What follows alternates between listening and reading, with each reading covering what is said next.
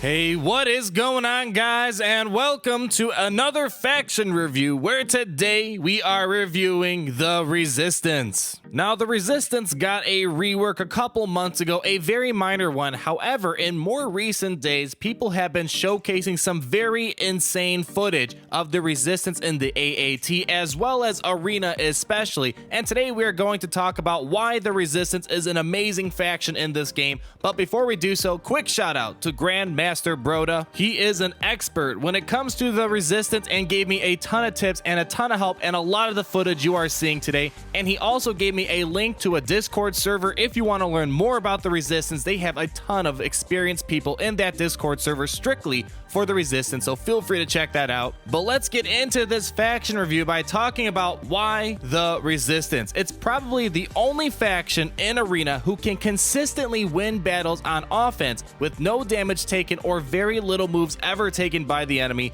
They combine so many amazing attributes such as stun, dispel, cleanse, expose, speed down, turn meter removal, turn meter gain, taunt, AoEs, buff immunity, and most importantly, tons of cooldown reductions for the Resistance allies. The real cool thing is you only need 3 Resistance characters to clean sweep the enemy, and only great speed mods needed for 1 character, and that only character being Poe. You will also see some gameplay of only 3 Resistance characters going into arena battle and just completely wiping out the enemy. And essentially there is a holy trinity for the Resistance, and those 3 characters that are crucial for this team are Poe, Finn's leadership Zeta, and then Resistance Trooper, and we'll talk in depth on every single one of these characters and the strategy. But let's first talk about Poe because he is the most important character for this lineup. Without Poe, this lineup will not work, and it's all because of his taunting ability known as Resistance Bravado. Resistance Bravado allows Poe to taunt for 2 turns, but that's not the most important thing.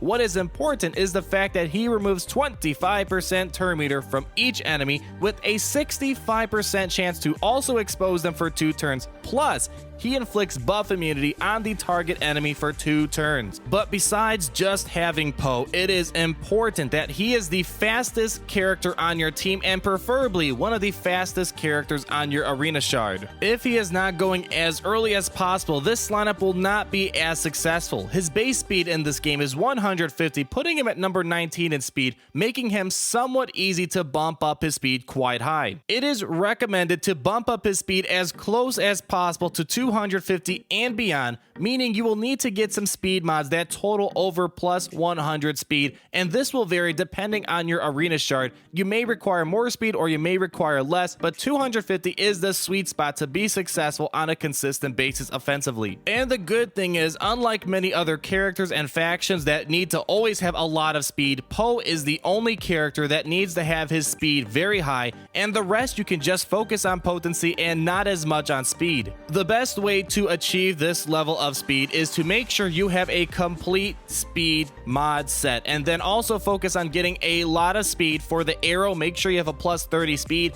and for all the secondaries for the other mods, make sure you have a lot of speed. Then after speed, potency is a number 1 priority. Make sure his potency is as high as possible to ensure his constant turn meter removal is happening, his expose is applying on a frequent basis, as well as the buff immunity. The main strategy for Poe is to always and constantly use his Resistance Bravado, which is his taunting ability. Every time you use it, you are ensuring you are removing a ton of turn meter and applying a lot of exposes and applying that buff immunity. And as you constantly remove turn meter, it makes it hard for the enemy to try to regain their turn meter and finally take a turn. As we will find out with Finn's Zeta leadership, the expose Poe applies is crucial for this team to constantly churn out damage and a lot of turn meter, but also the buff immunity Poe does is essentially crucial to stop people like Kenobi from interfering with your flow. So when you use the taunting ability, you should target Kenobi at the very beginning to ensure that buff immunity stays on and he does not taunt. The next important thing for this lineup is Finn's leadership, and more importantly, the Zeta upgrade for his leadership known as Balanced Tactics.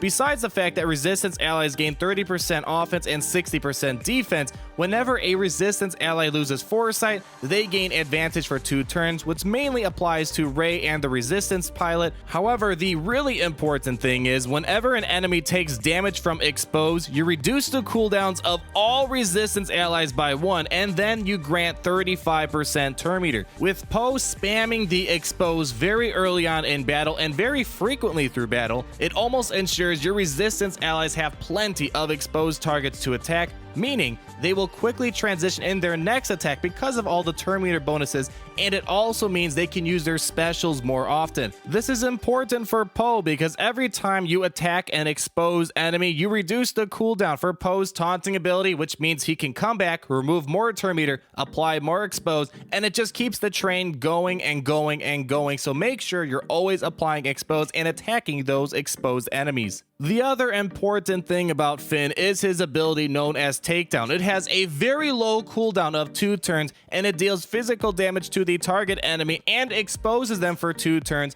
with an 80% chance to stun for 1 turn. Due to this low cooldown and his leadership ability, he will be able to use this very frequently and stun many enemies, which prevents them from taking a turn in the situation they resist all of Poe's turn meter removal. Plus, he is applying Expose, which constantly always ensures there is Expose on the field. And you will want to use this takedown ability as often as possible, and most likely this ability will always be ready if he is leading your battle. For mods, since we already have Poe with a lot of speed is not important for Finn in this lineup. However, ensure his potency is as high as possible to make sure that Expose and Stun sticks as often as possible. You should most likely use a complete potency mod set throughout all of his mods. For primary and secondary, focus on more potency, and if you'd like, protection, critical damage, and offense are also great options for primary and secondary mods. And then the last important Resistance character as you are playing offensively with this team is the Resistance Trooper.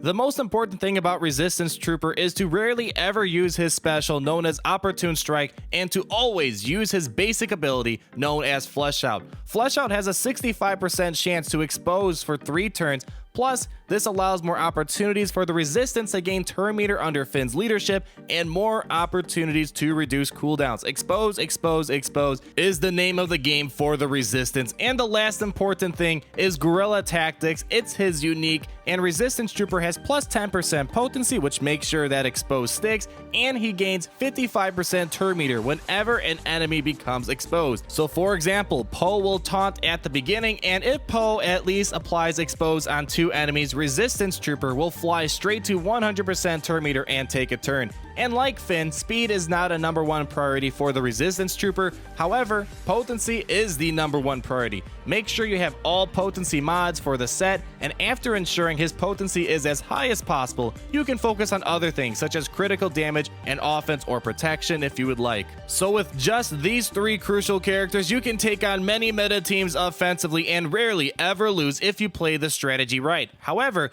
it would be wise to bring in 2 more additional characters in case things do not go as well and to make sure the battle goes on even faster. One great option to add to this lineup is the B2 Super Battle Droid. Pretty much he promotes more debuffs on the field and helps with controlling buffs with his buff immunity, and it is a great idea to use the B2 Super Battle Droid when you are facing Qui-Gon Jinn Zeta teams. Poe will taunt, all the Jedis will evade because of the foresight they gain. This triggers the B2's unique to give him 100% turn meter. Then he applies buff immunity to prevent the enemy from gaining foresight anymore for the remainder of battle, and it also helps in a ton of situations where the enemy happens to have gotten tenacity up under a Rex lead. R2-D2 is a great option, increases the Resistance accuracy and critical chance, and he also increases the offense, potency, max health, and protection of the Resistance by 10% if you gave him his Zeta.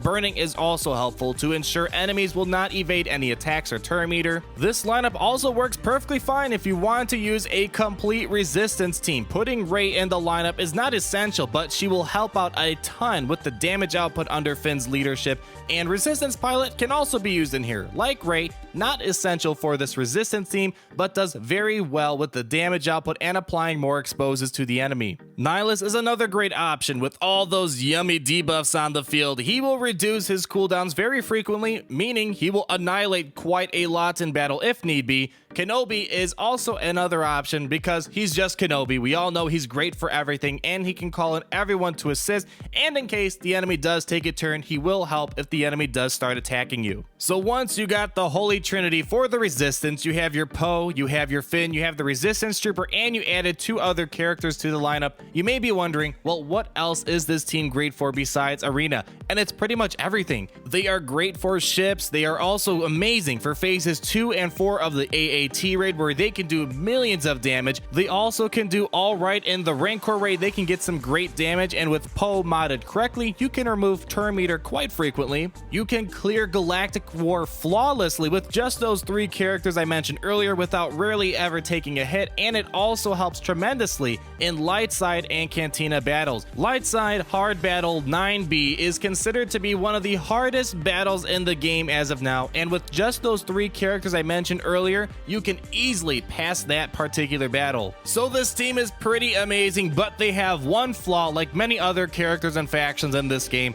and that is the AI. And I'm showing an example right now of me facing a Resistance team on my server, and the main problem is the AI does not grasp the strategy that I told you guys earlier on. So what you're going to want to do, if you want to leave the Resistance as your defensive team, that is fine. Just do keep in mind they're probably not going to do as amazing on defense as they are on offense under your control. So what you might want to do is make some adjustments to your defensive team. You may want to consider using Finn's leadership, then Poe, R2-D2, Kenobi, and Darth Nihilus for your Resistance defensive team. The main thing to point out is to ensure Resistance Trooper is not on your defensive team because he does not know exactly what is going on, and he does not use his basic nearly as much as he should, and he will prioritize Opportune Strike over his basic. So with that being said, let's pull up the Galactic Squadron ranking table where we rank complete factions in the game compared to others, and for the Resistance, they are definitely a top tier team and amazing bang for your buck,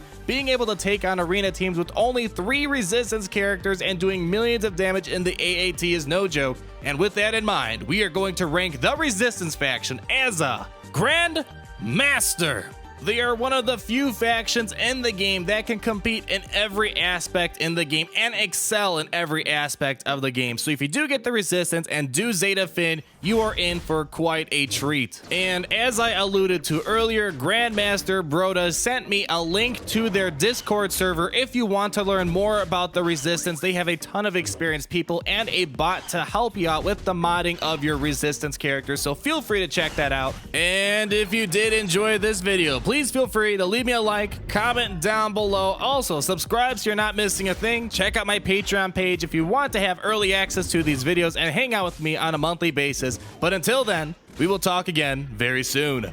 Peace out.